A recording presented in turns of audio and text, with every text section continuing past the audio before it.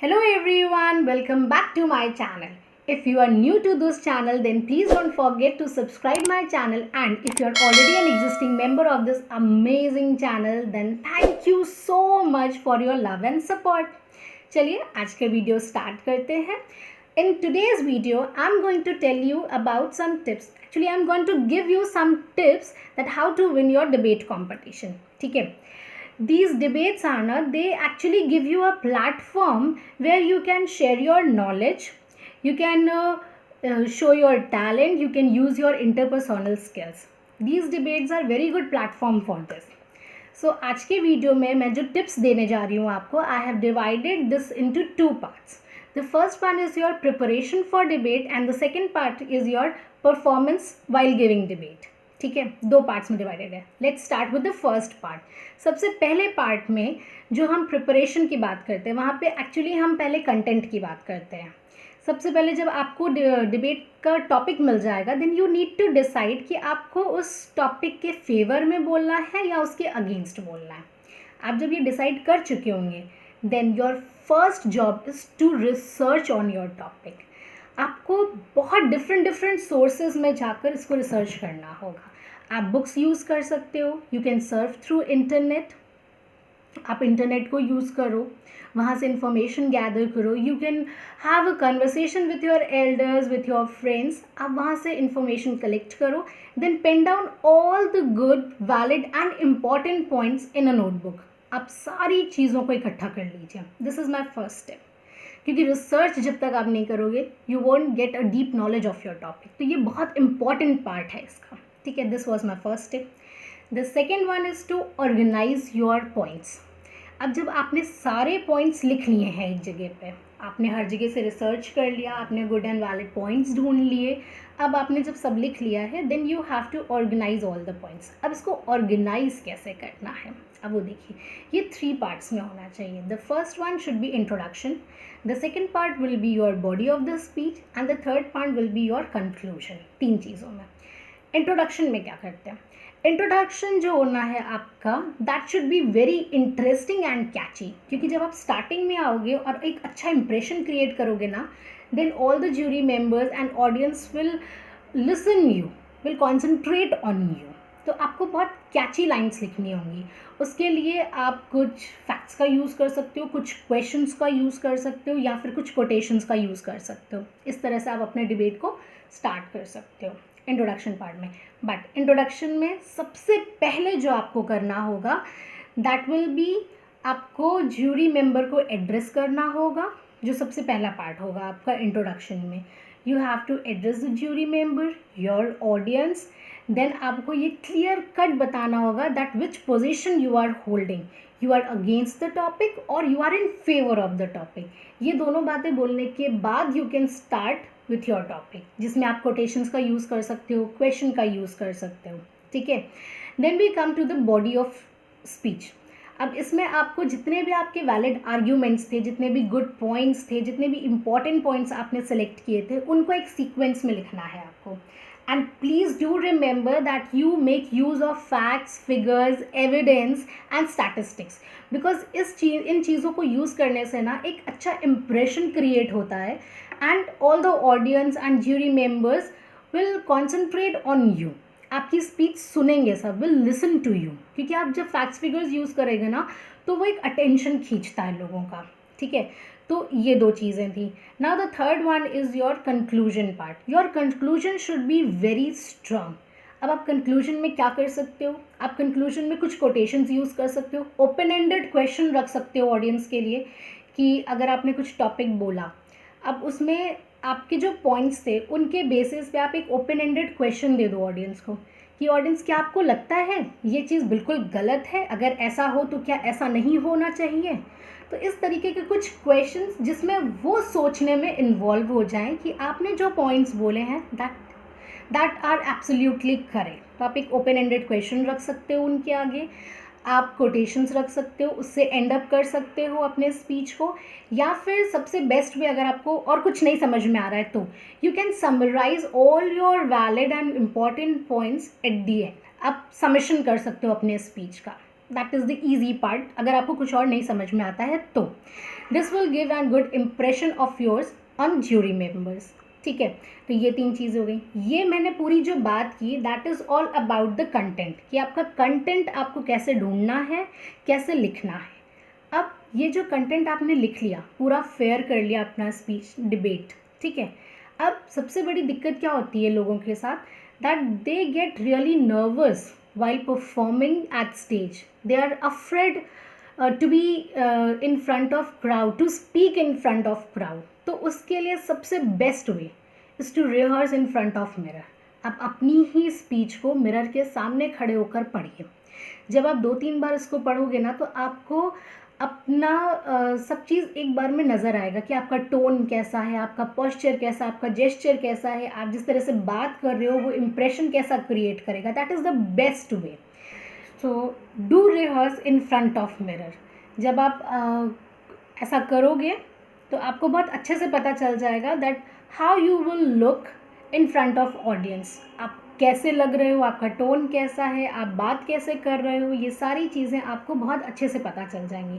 But still अगर आपको लगता है कि नहीं ये आइडिया अच्छे से काम नहीं कर रहा है, तो there is an alternative for it, और वो ये है, then you can ask your parents to sit in front of you, or your guardians, or any elder member who is present at your home.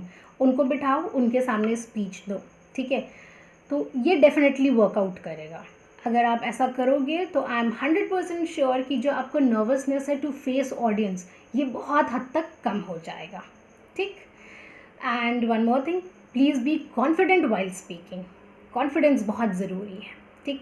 तो अभी तक हम बात कर रहे थे कंटेंट की, देन हमने बात की कि उस कंटेंट को आपको किस तरह से रिहर्स करना है।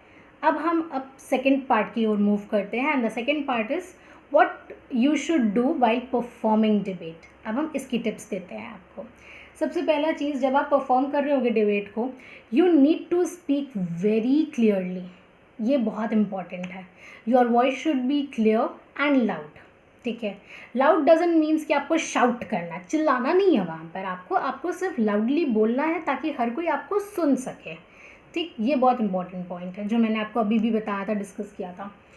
तो हमेशा अपनी स्पीच का जो टोन होगा वो फॉर्मल रखिएगा, लाउड एंड क्लियर रखिएगा।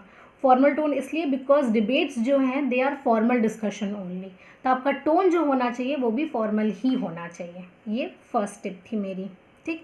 The second tip is your appearance. Your appearance should be good. Appearance does not only include your dressing sense, कि आप ड्रेसअप कैसे होकर आए हो, आप दिख कैसे रहे हो, you are looking smart, gorgeous, beautiful. सिर्फ इतना ही नहीं काउंट होता है इसमें। Your posture, your gesture, your eye contact, all these things are counted in this only. Specially इसमें आई कॉन्टैक्ट बहुत ज़रूरी है। If you don't know where to make eye contact with audience, where to make eye contact with jury members, ये आपके marks deduct करा सकता है। सो जब भी आप ज्यूरी मेंबर को एड्रेस कर रहे होंगे, आपको उनसे आई कांटेक्ट रखना होगा। जब आप ओपन एंडेड क्वेश्चंस दे रहे हो ऑडियंस को, या फिर आप ऑडियंस से कोई क्वेश्चन पुट अप कर रहे हो, तो वहाँ पे ऑडियंस की तरफ आई कांटेक्ट होना ज़रूरी है। तो ये आपको देखना पड़ेगा कि आपके स्पीच में कहाँ कहाँ पे आई कांटेक्ट रिक्वायर्ड है, because this is an important part of it. और उसके बाद मैंने बोला आपको पोस्चर एंड जेस्चर। पोस्चर की बात करें, अगर आप कॉन्फिडेंट नहीं हो, नर्वस है, चेहरे पे डर नज़र आ रहा है, तो इम्प्रेशन ऑलरेडी आपका ख़राब हो गया, 1 मार्क्स तो वहीं डिडक्ट हो गए आपके, ठीक है। तो आपका जो अपीयरेंस है, आपका जो पोस्चर होना चाहिए वो एकदम स्ट्रेट, कॉन्फिडेंस चेहरे पे होना चाहिए। You should have a good smile on your face. कहीं से भी दुख या फिर नर्वसनेस या फिर एग्रेशन, ये सारी चीज़ें बिल्कुल नहीं दिखनी चाहिए। और कॉन्फिडेंस तो आपका तभी आएगा जब आपने रिहर्सल अच्छे से की होगी। और एक चीज़, जब भी आप रिहर्सल करो तो please don't memorise the content. अगर आप पूरा कंटेंट मेमोराइज़ कर लोगे ना, तो जब आप उसको बोलोगे तो वो बिल्कुल भी अच्छा इंप्रेशन नहीं देगा। आप अपने गुड वैलिड पॉइंट्स को मेमोराइज़ कर सकते हो, उसको लिख के वहाँ सामने रख सकते हो, बट कभी भी पूरी स्पीच लेके मत रख लीजिएगा, बिकॉज ये बहुत ख़राब इंप्रेशन देगा आपका। सो आपका जो डिबेट होना चाहिए, it shouldn't look like that you have rehearsed a lot, it should look, it is a natural that is coming out of you, ठीक है। तो ये चीज़ ज़रूर ध्यान रखिएगा। और कॉन्फिडेंस के लिए आपको अपना टॉपिक जब अच्छे से पता होगा तो कॉन्फिडेंस अपने आप आ जाएगा। तो टॉपिक को अच्छे से समझिएगा, सिर्फ रट मत लीजिएगा। ठीक है। तो this was my second tip, your appearance, जिसमें सारी चीज़ें इंक्लूड होती हैं। Now we move on to a third tip. Third tip is to respect and self control. आपको अपने ओपोनेंट टीम को रिस्पेक्ट करना ज़रूरी है, इवन इफ़ वो अगर आपको हर क्वेश्चन पे पोक कर रहा है तो भी आपको ये चीज़ रखना बहुत ज़रूरी है। आपके चेहरे पर या आपका जो जेस्चर है कहीं पे भी एग्रेशन नहीं शो करना चाहिए, बिकॉज इट्स ऑब्वियस आपका जो ओपोनेंट होगा वो किसी ना किसी बात पे आपको पलट के क्रॉस काउंटर करेगा। तो in that case please don't take anything personally, please don't show any aggression at that moment. You should be clever enough कि आप अपनी ही बात को बहुत पोलाइट वे में स्टार्ट करके रख सको, ठीक है। तो आपका सेल्फ कंट्रोल बहुत ज़रूरी है वहाँ पर। Next fourth tip is your interactive conversation. अब इंटरैक्टिव कन्वर्सेशन क्यों? आप खुद सोचो, अगर आपकी स्पीच बोरिंग होगी, आप सिर्फ बोले जा रहे हो, तो वहाँ पर लोग क्यों सुनेंगे आपको? तो आपकी स्पीच जो है वो ऐसी होनी चाहिए जो इंटरैक्टिव हो, कहीं ना कहीं ऑडियंस को भी इन्वॉल्व कर रही हो, या फिर कुछ ऐसे एग्जाम्पल्स या ऐसी बातें यूज़ हो रही हों जो कि ऑडियंस को कनेक्ट करे अपनी ओर। तो ये चीज़ें होना ज़रूरी है। It should be interesting, it shouldn't be boring. आप ह्यूमर का यूज़ कर सकते हो, बट उस केस में ध्यान रखिएगा कि कोई ऐसी बात आप ना बोल दो जो किसी के सेंटिमेंट को हर्ट कर जाए।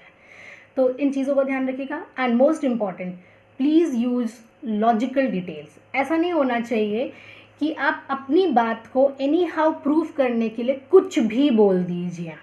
This should not be done. Logical details का यूज़ करिए, इससे सब लोग ज़रूर अट्रैक्ट होते हैं। उन्हें लगता है कि ओ, इस पर्सन को तो बहुत नॉलेज है। तो हमेशा लॉजिकल चीज़ों को ही बोलने की कोशिश करिएगा, कभी भी इलॉजिकल चीज़ मत बोलिएगा, अदरवाइज़ वो इम्प्रेशन ख़राब करेगा। सो आपकी स्पीच इंटरेस्टिंग होनी चाहिए, इंटरैक्टिव होनी चाहिए। This is very important part. Next we come to fifth tip. अब हम बात कर रहे हैं जब आपका ओपोनेंट खड़ा होकर आपके सामने स्पीच दे रहा है और अब आप बैठ चुके हो, ठीक है। तो उस केस में आपको ये नहीं करना कि मैंने तो speech they the, now I am free, मैंने तो अपने सारे क्वेश्चंस बता दिए, नाउ आई एम फ्री। नहीं, अब जब ओपोनेंट स्पीच दे रहा है तो आपका काम क्या है वहाँ पर? Fifth tip, listen him very carefully and pen down all the valid and good points and also note down the weak points जिस पर आप क्वेश्चन रेज कर सको। वैलिड और गुड पॉइंट्स की क्यों ज़रूरत पड़ रही है हमें नोट डाउन करने के लिए? क्योंकि ये मैं आपको 6 टिप में अभी बताती हूँ। पहले हम नेगेटिव पॉइंट्स की बात कर लेते हैं। नेगेटिव पॉइंट्स नोट करने का एक मोटिव ये है कि आप उस पर अच्छे से क्वेश्चंस रेज कर सकोगे, ताकि आपके पॉइंट्स ज़्यादा बने और उसके पॉइंट्स डिडक्ट हो अगर वो उसका आंसर नहीं दे पा रहा है तो, ठीक है। ये फिफ्थ टिप थी हमारी। Now we come to the sixth tip. Sixth tip ये है कि you need to praise your opponent. तो मैंने अभी आपको बताया ना, आपको good and valid points note करने हैं। जो पॉइंट्स आपको एक्चुअली में जेन्युइनली बहुत अच्छे लगे कि हाँ ये तो बहुत अच्छा पॉइंट बोला है, सो आप अपने ओपोनेंट को प्रेस करो वहाँ पर। Yes, I like your this point, but I would like to cross counter on this point. आप उसको फिर दूसरे पॉइंट पर क्रॉस काउंटर करो, अपने क्वेश्चन को रेज करो, बट उसको स्टार्टिंग में प्रेस करो। तो आपका जो इम्प्रेशन है ना वो बहुत अच्छा क्रिएट होता है इन फ्रंट ऑफ ज्यूरी मेंबर्स, यानी आपके जजेस के सामने, ठीक है। तो वो आपकी जो नेचर है उसको दिखाता है सबको कि you are very good person. तो आपको ये चीज़ ज़रूर करनी चाहिए, आपको अपने ओपोनेंट के अच्छे पॉइंट्स पर उसको प्रेज भी करना चाहिए, और अपने जो क्वेश्चंस आपको रेज करने हैं उसको प्रेज करने के बाद अपने क्वेश्चंस को रेज करिए, तो ये अच्छा इम्पैक्ट देगा। And last and important tip, अगर आपके पास कोई ऐसा पॉइंट आता है जिसके बारे में आपने कभी नहीं सुना, आपको कोई नॉलेज नहीं है, ठीक है, तो it's better to accept that you don't know about this rather to have an argument for it, ठीक है। इस लाइन का मतलब ये था कि आपके लिए बेहतर होगा अगर आप एक्सेप्ट कर लो कि मुझे ये बात नहीं पता, I never came across this point और I don't have any knowledge about it. आप एक्सेप्ट कर लो, क्योंकि अगर आप एक्सेप्ट नहीं करते हो और उस चीज़ पे आर्ग्यूमेंट करते हो और वो इलॉजिकल होता है या फिर बेसलेस होता है, तो आपका इम्प्रेशन बहुत ख़राब हो जाएगा और आपके जो मार्क्स हैं वो भी कम हो जाएंगे। तो it's better accept that you don't know this point and move on with your debate, ठीक है। जहाँ पे भी आपको लगे एक्सेप्ट करो, दैट्स फाइन। ऐसा नहीं है कि आपका एक्सेप्ट करने से इंप्रेशन ख़राब होगा। आप एक्सेप्ट नहीं करोगे और आर्ग्यूमेंट करोगे तो इंप्रेशन ख़राब होगा, ठीक है। सो आई होप मेरी ये टिप्स यूज़फुल होंगी आपको आपके डिबेट कंपटीशन में विन कराने के लिए, ठीक है। अगर कुछ नहीं समझ में आया होगा देन प्लीज़ वापस से इस वीडियो को देखो और सारी टिप्स को नोट डाउन करो एंड आई एम 100% श्योर कि ये आपको हेल्पफुल रहेंगी ही रहेंगी आपके डिबेट कंपटीशन में आपको ज़्यादा स्कोर कराने के लिए। Thank you so much, thank you for watching this video.